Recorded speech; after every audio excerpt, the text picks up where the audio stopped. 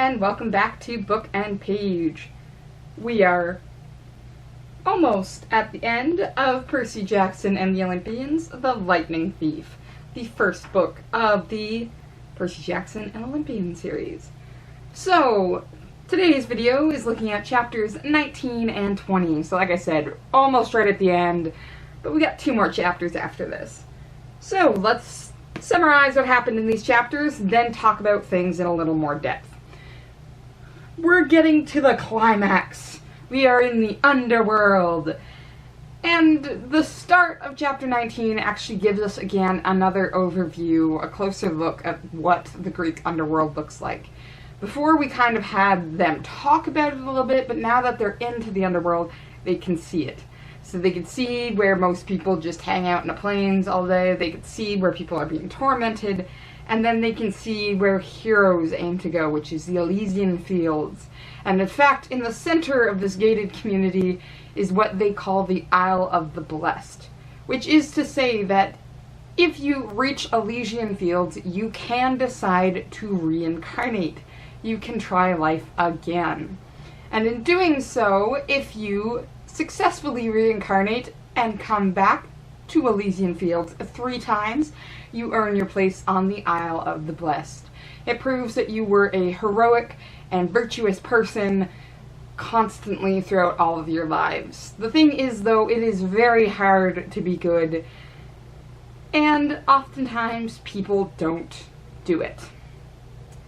Ultimately, all of this viewing of the underworld is interrupted, though, when Grover's winged shoes act up, spreading their wings without his command, and taking him flying off, originally towards Hades' house, but then veering away and off into the darkness. Percy and Annabeth sprint after him, but Percy actually freezes when he recognizes the pit Grover is being dragged towards. He's been seeing it in his dreams. Thankfully, though, Grover is saved from the fact that he is a satyr and his feet are hooves. One of the shoes is knocked off, and Grover stops himself long enough that Percy and Annabeth can reach him. Meaning they successfully lose the second shoe, though it kicks them a bit before flying off. And they all sprint away from Tartarus, the pit that Grover was being dragged to, as a voice starts chanting, trying to magically draw them into the pit, with a scary wind they just avoid. They're kind of glad to escape that area, but they're not super happy to be heading into the House of Hades, even as they pass through Persephone's garden. It is summer, so Persephone is not here to tame her husband's moods. They've just got to deal with Hades on his own. When they do get face to face with Hades, it turns out they've had some misunderstandings. Hades actually accuses Percy of not only taking the Master Bolt, but his helm as well. This is made even worse when Hades challenges Percy to look in his backpack, and Percy finds the Master Bolt there. Hades actually attempts to use Sally Jackson in exchange for the lightning bolt, and gleefully informs Percy that his father's gift of the little escape pearls, well, you can only use a pearl per person, so someone will have to get left behind if Percy wants to take his mother. What's fascinating is both Grover and Annabeth then insist that they be the ones to be left behind, Grover stating that satyrs aren't like humans, so while Hades could torture him to death, he'll just reincarnate as a flower or tree. Annabeth states that Grover needs to go ahead, protect Percy, and get his searcher's license so he can find Pan. She will stay and go down fighting. Percy also wants to volunteer to stay, but he has a bigger job to do, which is return the Master Bolt. So ultimately, he makes the heartbreaking decision to save himself and his friends to return that bolt. They all use a pearl, surprising Hades in the process, and escape the underworld into Santa Monica Bay. That's where we pick up in chapter 20, when they are taken ashore by a Coast Guard ship. It turns out LA has been hit by an earthquake, this one probably caused by the hullabaloo Hades is throwing, and they get dropped off at the beach. They're sussing out exactly what's happened, and it becomes painfully clear when Ares is waiting at the beach for them. He even has the Helm of Darkness. Now, initially Ares insists that this had been his plan all along, for Percy to take the lightning bolt into the underworld, and then start a war between the big three, Percy dying in the process. However, Percy and Annabeth start to figure some things out, and Percy actually replies that Ares is not the one in control here. There is no reason for Ares to have given up the Master Bolt, since it's such a major firepower. That's when Ares admits he's been having dreams, basically yells for all of them to shut up and die already, and sends a boar after Percy. Thankfully, though, they are in Santa Monica, so Percy just has to swallow the boar, and wheedles Ares into fighting him himself. Initially, Annabeth's like, not a good plan, but backs him, actually gives him her camp necklace, and Grover gives him a smashed aluminum can. Basically signs that their friendship will continue on, and that they will back him even against the gods. Ares and Percy fight for a while in this chapter, and Ares, as the god, is successfully winning. He's actually so powerful he could take out a bunch of cop cars and still be focused on Percy. Ultimately, Percy uses the sea and his wits to his advantage, jumping over Ares with a wave and stabbing him in the heel. Ares is pissed off, understandably, and turns around to kill Percy when something dark and powerful makes him stop. Ares actually ends up leaving the battlefield after cursing Percy himself. The Helm of Darkness, though, has been left behind, and Percy passes this over to the Furies, who have seen everything and admit that Percy was innocent. Percy basically gives them the helm, says, "Tell that all to Hades, I'm out." And that's when they realize in order to get back to New York within the day, in order to return the Master Bolt within the timeline, they're going to have to fly, something Percy can't do without getting struck out of the sky by Zeus. Yay. Yeah, that's a lot. That is a lot to have happened in the 2 chapters. But this is sort of the pinnacle of the action chapters. We do sort of have one more chapter here, and then we'll have the denouement in the last chapter, but this is really just the pow pow pow, realize we've been tricked, have a big battle at the end of the book, and next week's chapters, or next day's chapters, I actually have no idea if this is a Sunday or Wednesday, we'll be looking at the end and how they sort of wrap everything up in a neat little package. But this is the action-packed chapters. It is facing the big boss, finding out he's just a sub-boss, and then facing the real big boss, and kind of finding out in that one he's also a sub-boss. Because you have to remember that while we're just looking at the Lightning Thief for this season, that this is the start of a larger series. So Riordan is setting up a bigger problem and a bigger enemy throughout the series. So sort of having the Ares fight here is to give the book an action-packed battle scene at the end, but undercut a lot by the fact that, like, Ares is not the one who's come up with this plan. And the fact that the kids figure it out fairly quickly and are just kind of like, yeah, no, Ares, you wouldn't have given up this weapon, so I don't believe you're in charge. It's again nice to see them using their heads as well as their, like, swords. You know what I mean? Because we could have had just this testosterone-filled battle between Percy and Ares. But Percy not allowing that anger and just rage that Ares tends to induce overwhelm him by staying calm and remembering what Annabeth said about using his wits. It's nice to see a hero that's willing to think things through, because he's not so big that he can just whap whap whap and all of the bad guys are gone. Like, no, he is a 12-year-old boy facing a god. There is no way for him to win this without thinking things through. And ultimately, that's sort of the scary thing, is Percy doesn't win. He lands a solid hit on Ares, but that just pisses Ares off. It is actually the big bad guy that stops Ares from killing Percy. There is no way for these kids to win. They are looking at, like, death and destruction no matter what, so it's a question of how they're going to go down.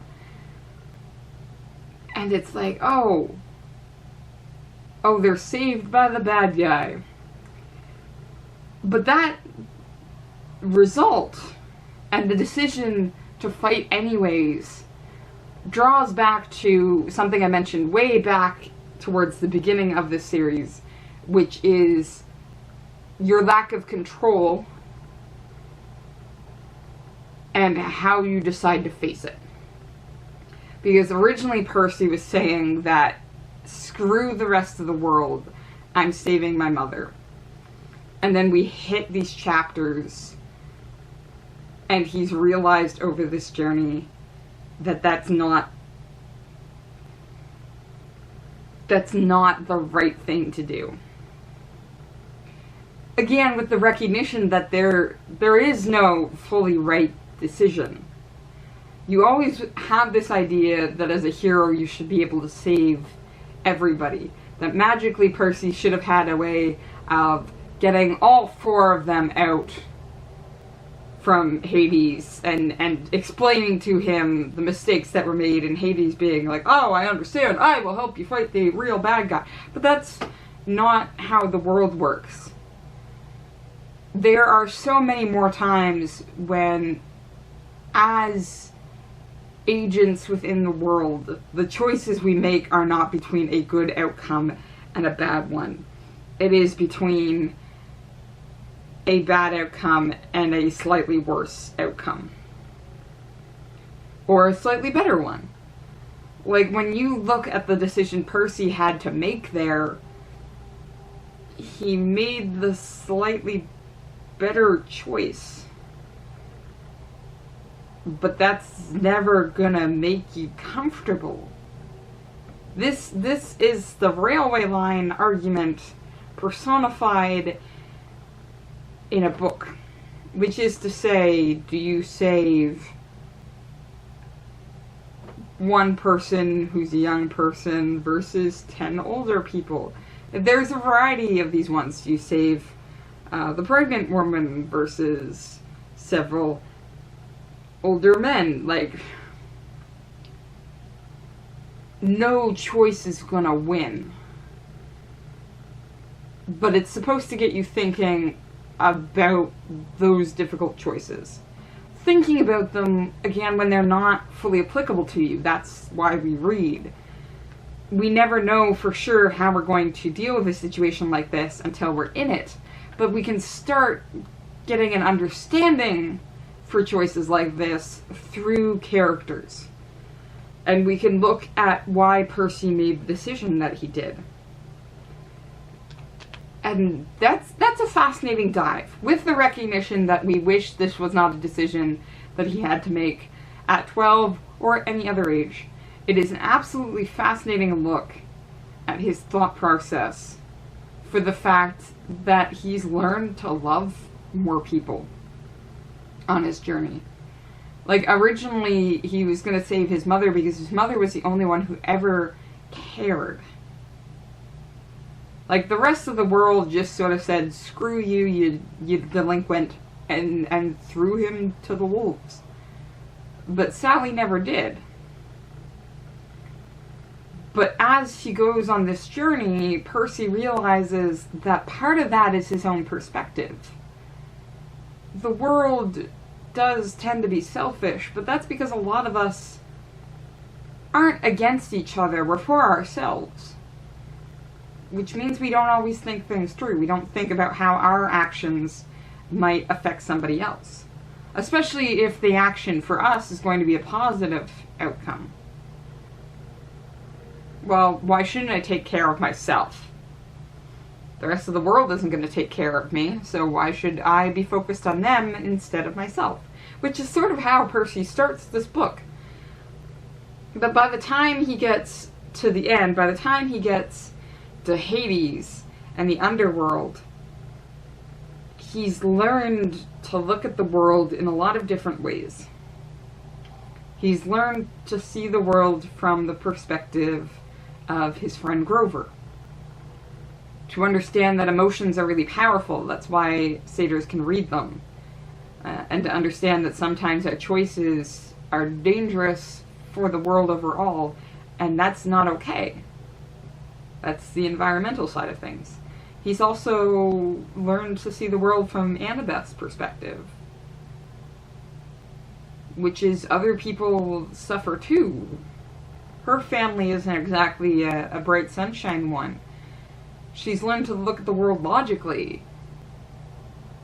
He's learned to trust in her on that one, which happened in the Tunnel of Love. And they've overcome their differences to make each other more whole, to make them better.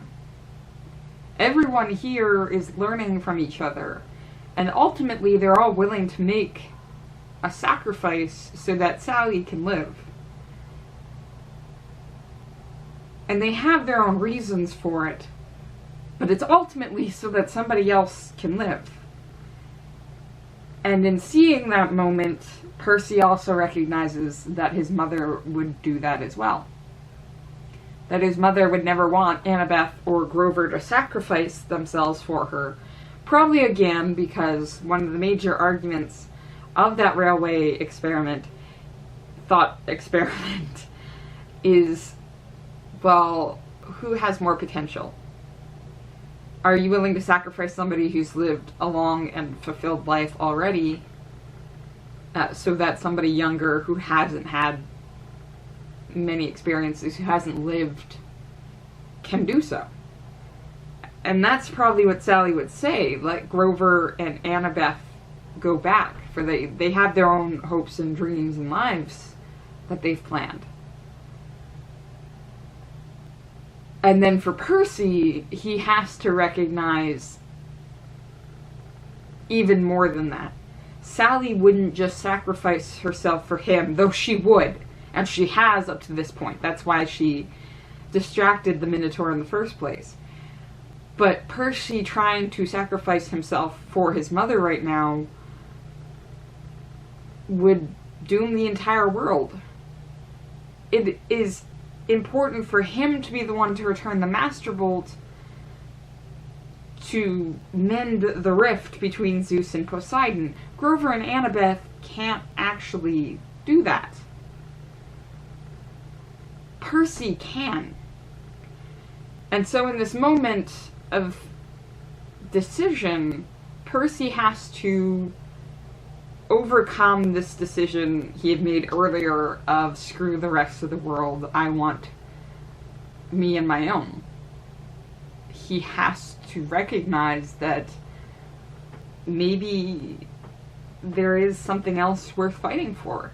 And if you actually look back through the series, Percy most connects with young children.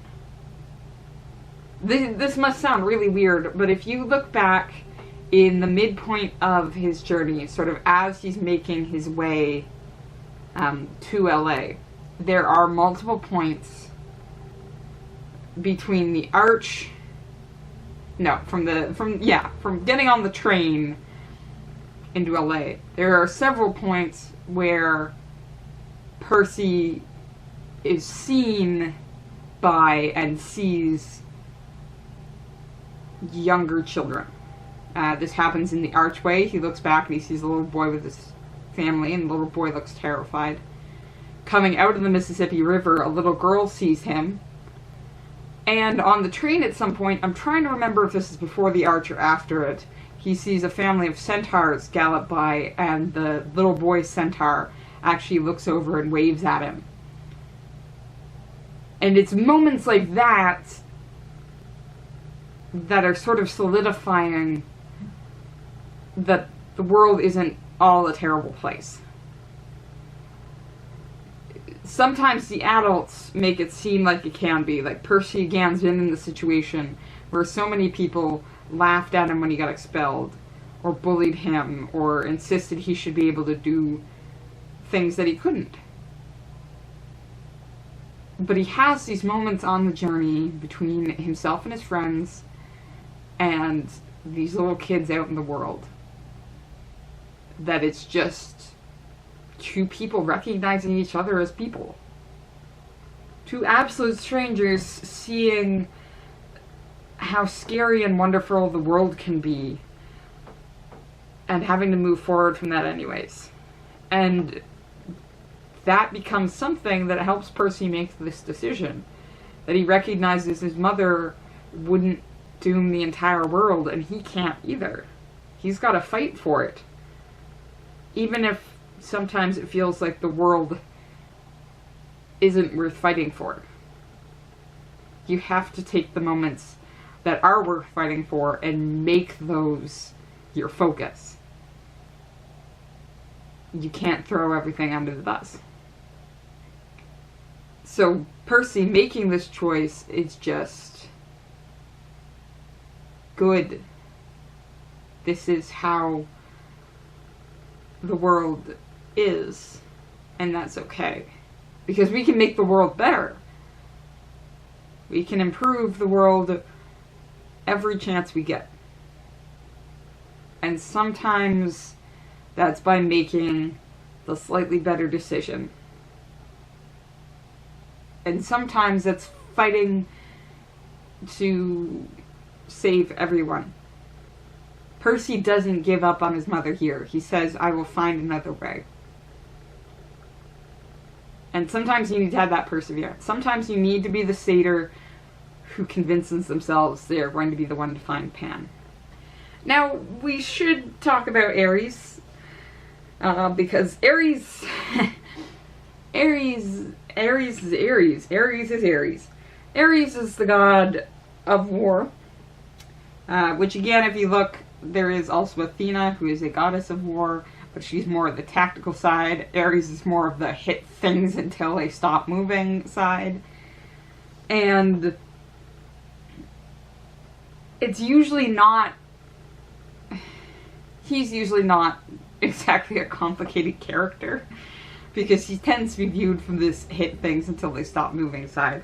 And overall, seems to have less mythology about him because of... He only really becomes involved with humans if there's war going on. A lot of the Greek mythology is the relationships between gods and humans. Ares doesn't have that. Ares has his relationship with Aphrodite, and that seems to be it. Not true here. But what I find interesting is Riordan's presentation of Ares as a more complicated character. Because again, we still have this view of the god of war who hits things until they stop moving. But there's little hints throughout this conversation that do make him...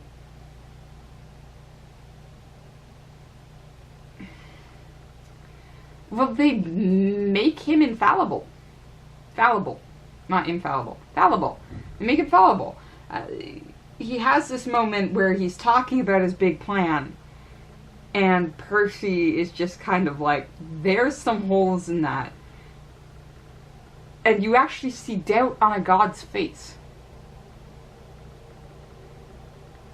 And he accidentally admits that he's been having dreams, which we know the demigods do. But it's fascinating to have sort of this really big, meaty god suddenly uncertain, because it sets up the idea that there are very powerful forces out in the world that even the gods are susceptible to. And suddenly the world gets a lot more complicated than that, because it's not just the gods disagreeing with each other. There is something else out there that's been hinted at as being more powerful than the demigods. But having Ares in this moment display the manipulation of this being on full, you're just like, oh, if the gods can be manipulated, what can happen to the people we love? Like Percy and Annabeth and Grover. If whatever is out there, whatever is in Tartarus trying to get out, can convince the gods to do something, what can they convince the demigods to do? So Ares here, in a moment of vulnerability, is absolutely fascinating. And what I really like is just a single word that Riordan uses in this moment. So, basically Percy figures it all out. You didn't order the theft, I guess. Somebody else sent a hero to steal the 2 items. Then when Zeus sent you to hunt him down, you caught the thief. But you didn't turn him over to Zeus. Something convinced you to let him go. You kept the items until another hero could come along and complete the delivery. That thing in the pit is ordering you around. And then Ares in response, I am the god of war. I take orders from no one. I don't have dreams. And here is the important word. I hesitated. Who said anything about dreams? The fact then that Percy hesitates. This could be the point for Percy to drive the point home. You're not in charge. You're taking orders. You're having dreams. But instead, Percy hesitates. And I think that hesitation's gotta be because suddenly Ares is so much more like himself. He's in this position of everyone assuming he knows what's going on, when in fact he's confused and lost and maybe a little scared because he has no control over these dreams he's experiencing. And he's just got to face it all with bravado anyways.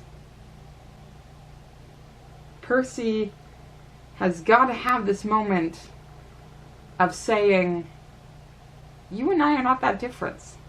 Like, we are far more similar than I thought. And that's what I really love about this chapter title, which is I Fight My Jerk Relative.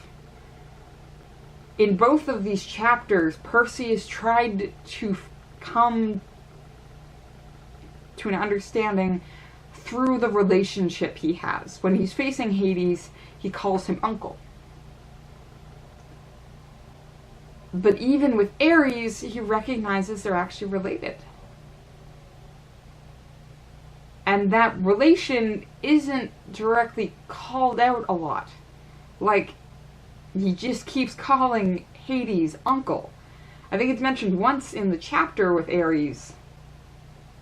But